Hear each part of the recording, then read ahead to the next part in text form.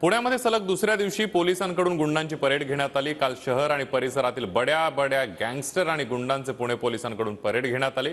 तर आज देखील शहर आणि परिसरातील ड्रग्ज पेडलर, अवैध शस्त्र बाळगणाऱ्या गुंडांची परेड घेण्यात आली। बघूया।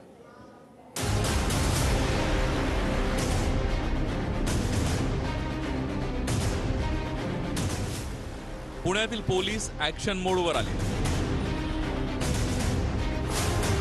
मंगळवारी पुणे पोलीस आयुक्त कार्यालयामध्ये पुणे शहरातील सराईत गुन्हेगारांची परेड काढण्यात आली।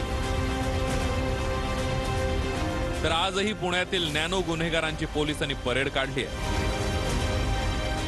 ड्रग पेडलर्स आणि NDPS चे ज्यांच्यावर गुन्हा दाखल आहे किंवा आर्म्स ॲक्टचे फायर आर्म्स 325 आर्म्स ॲक्टचे ज्यांच्या विरुद्ध गुन्हा दाखल झालेले आहे असे आरोपींना बोलवण्यात आलेले आहे किंवा काल बोलवण्यात आला होता। त्याचे मुख्य उद्देश आहे प्रोॲक्टिव्ह रीत्याने प्रतिबंधक उपाययोजना करून जे गुन्हेगारी वृत्ती आहे त्याच्यावर पूर्णपणे नियंत्रण आणण्याची दृष्टिकोनातून ही सर्व कारवाई आहे। पुणे पोलीस आयुक्त कार्यालयामध्ये मंगळवारी कुख्यात गुंड गजा मारणे, बाबा बोडके आणि निलेश घायवळसह अनेकांची परेड काढण्यात आली होती। यावेळी पोलिसांनी या सराईत गुन्हेगारांना वॉर्निंगही दिली होती। समजलं का तुम्हाला? काय समजलं? समजलं का? मारणे समजलं का? बाकी कोण आहे? पोटे समजलं का? कुठलाही इथून पुढे गुन्हा करायचा नाही, पहिली इन्स्ट्रक्शन। त्याचबरोबर कुठल्याही गुन्ह्याला तुम्ही प्रत्यक्ष अप्रत्यक्ष पाठिंबा द्यायचा नाही, प्रत्यक्ष अप्रत्यक्ष त्याच्यात सहभागी व्हायचं नाही।